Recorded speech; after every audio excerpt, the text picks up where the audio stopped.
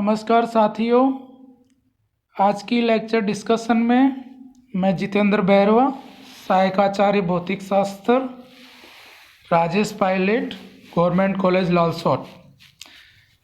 आज जो डिस्कशन का पॉइंट है मेरा, वो पॉइंट है मिलर थ्योरम।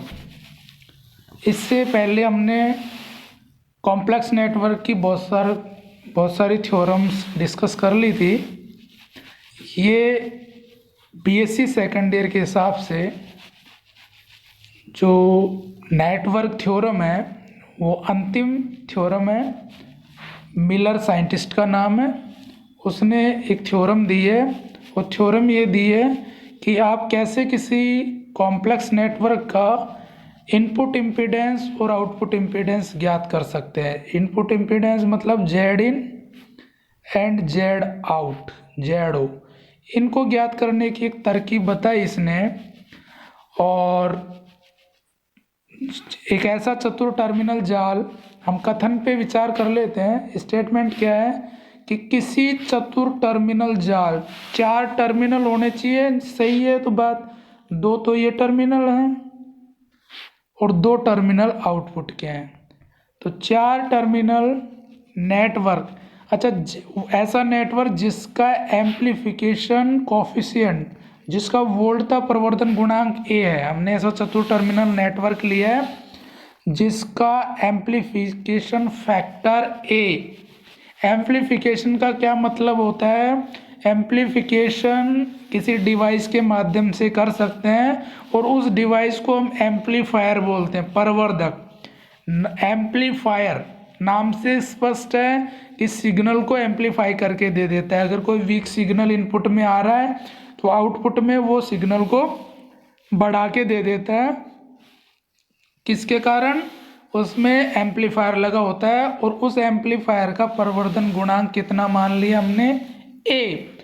तो कह रहा है कि कोई 4 टर्मिनल नेटवर्क है जो ए प्रवर्धन गुणांक है, जिसका प्रवर्धन गुणांक ए है, उसके निवेशी और निर्गम पोर्ट के मध्य, तो निवेशी तो ये पोर्ट है भैया और निर्गम पोर्ट ये है, उन पोर्ट के मध्य जेड इम्पीडेंस है।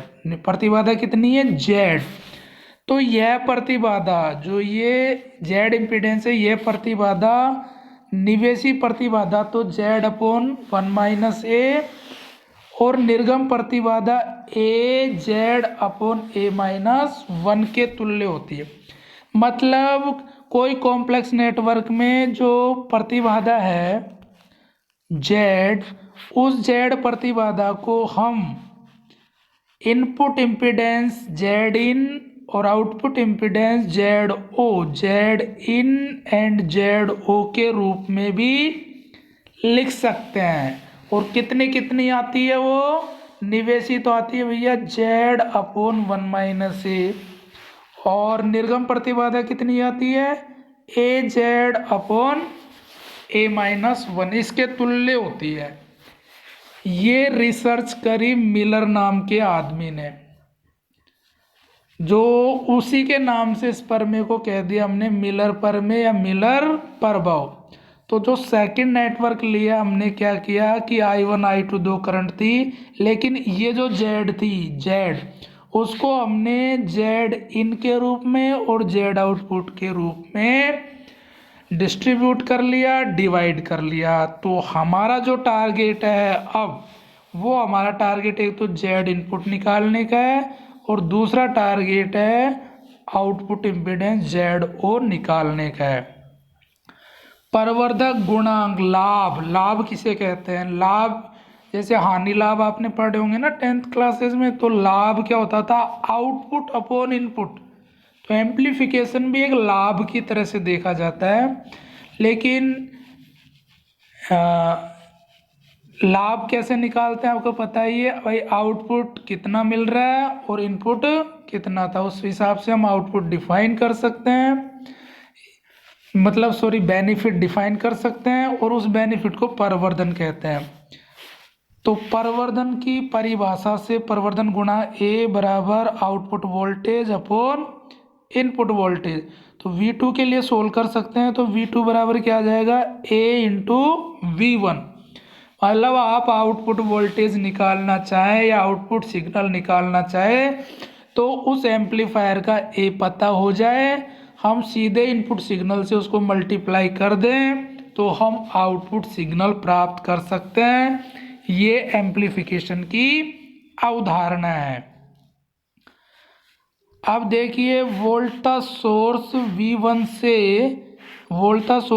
से प्रतिबाधा Z की ओर जाने वाली धारा का मान। तो V1 से I1 Z की तरफ जो धारा जा रही है ये है V1 से कितनी जा रही है, I1 जा रही है, Z की तरफ जाने वाली धारा का मान। तो कितना हो जाएगा, I1 बराबर, अच्छा धारा कितनी हो जाएगी, ये जो वोल्टेज ड्रॉप है कितना हो जाएगा, वो किधर से किधर जा रही है धारा, हमको I1 निकालनी है। तो I1 किधर से किधर जा रही है, V1 से V2 की ओर। तो स्वाभाविक है भैया V1 is greater than V2 होगा, V1 is greater than V2। तो धारा कितनी हो जाएगी, I1 बराबर पोटेंशियल डिफरेंस कितना होगा, V1 minus V2 upon Z। तो यही है V1 minus V2 upon Z, right. अब हम क्या कर देते हैं, ये हो गया I1 बराबर V1 minus V2 upon Z, क्योंकि I1 धारा V1 से V2 की तरफ जा रही है और रास्ते में Z इम्पीडेंस है। तो और धारा कितनी जा रही है, I1। तो इस I1 का मान मैं निकालूँ तो V1 में से V2 घटाना पड़ेगा और अपॉन Z करना पड़ेगा, राइट। तो कर दिया ये V1 minus V2 upon Z। अब V2 बराबर एम्पलीफिकेशन, V2 की जगह क्या लिख दिया हमने, AV1। किसकी परिभाषा से, ये परिभाषा होगी भैया एम्पलीफिकेशन फैक्टर, एम्पलीफिकेशन कोफिशिएंट की। अब हमने V1 कॉमन ले लिया तो ये हमारे पास बच गया 1 माइनस A अपॉन Z। अब हमको तो इनपुट इम्पीडेंस निकालनी है, तो I1 बराबर V1 अपॉन, और ये 1 माइनस A को हम नीचे ले आए तो Z अपॉन 1 माइनस A बच गया नीचे। अब भैया ये I1 इनपुट करंट है, V1 इनपुट वोल्टेज है, तो ये जब सब कुछ इनपुट वोल्टेज है तो इनपुट ही इम्पीडेंस होनी चाहिए। तो हमने इस Z अपॉन 1 माइनस A को Z इन मान लिया। Z इनका मतलब है इनपुट इम्पीडेंस, तो where Z input is equal to Z upon 1 minus A। तो आप स्टेटमेंट को तलाश लो एक बार, स्टेटमेंट में यही कह रखा है कि इनपुट इम्पीडेंस कितनी होनी चाहिए, Z अपॉन 1 माइनस A। तो ये हम निकाल चुके हैं, यही आया ये मान वैल्यू ये। तो इनपुट इम्पीडेंस तो प्रूव होगी जो मिलर साहब ने कहा था। अब हम आउटपुट इम्पीडेंस की तरफ ध्यान देने वाले हैं। तो आउटपुट इम्पीडेंस कैसे निकालेंगे, अब डोमिनेंट कौन करेगा, आउटपुट सिग्नल डोमिनेंट करेंगे। देख लो एक बार, ये आउटपुट सिग्नल है, ये आउटपुट सिग्नल है। अब I2 किधर से किधर जब बह रही है, V2 से V1 की ओर, तो स्वाभाविक है भैया V2 का मान V1 से बड़ा होगा, क्योंकि करंट उच्च विभव से निम्न विभव की ओर बहती है। अब मैं I2 निकालना चाहता हूं जबकि इम्पीडेंस तो Z ही है, तो क्या हो जाएगा मेरा I2 is equal to V2 minus V1 upon Z। तो ये कैलकुलेशन है, ये मैथमेटिक्स है कि वोल्टेज स्रोत V2 से प्रतिबाधा Z की ओर जाने वाली धारा का मान I2 is equal to V2 minus V1 upon Z। अब हमारी कोशिश ये रहेगी कि हम आउटपुट इम्पीडेंस निकालना चाहते हैं ZO, और ZO के लिए हम चाहते हैं कि उसमें इनपुट पैरामीटर्स या इनपुट फिजिकल क्वांटिटी नहीं होनी चाहिए तो V1 को हटाएंगे, तो V2 जो कि हम जानते हैं V2 upon V1 is equal to A है, राइट।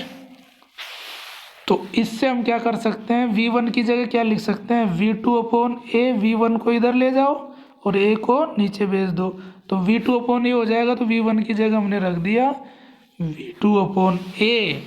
तो क्या बच गया, इसमें से हमने V2 कॉमन ले लिया, तो I2 is equal to V2, क्या हो गया, V2 कॉमन लोगे तो क्या बचा, 1 minus 1 upon A upon Z, ये बच जाएगा ना। तो क्या हो जाएगा, A को उधर ले लोगे तो A माइनस 1, V2 कॉमन ले ही लिया, और अपॉन Z, और A नीचे आ जाएगा।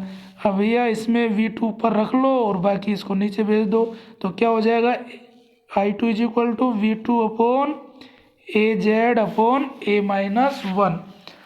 तो करंट भी आउटपुट, वोल्टेज भी आउटपुट। तो क्या हुआ फिर, जो बचा वो नीचे इम्पीडेंस होगी और उसको हमने आउटपुट इम्पीडेंस मान लिया, जहाँ ZO बराबर AZ अपॉन A माइनस 1। तो पिछले पेज पे हम जाते हैं, तो हमको यही मिला था, यही प्रूव करना था कि आउटपुट इम्पीडेंस निर्गम प्रतिबाधा AZ अपॉन A माइनस 1 के तुल्य होती है। तो यही आई है, राइट। तो इससे प्रूव होती है कि मिलर साहब ने जो कहा था वो मैथमेटिकली भी प्रूव है।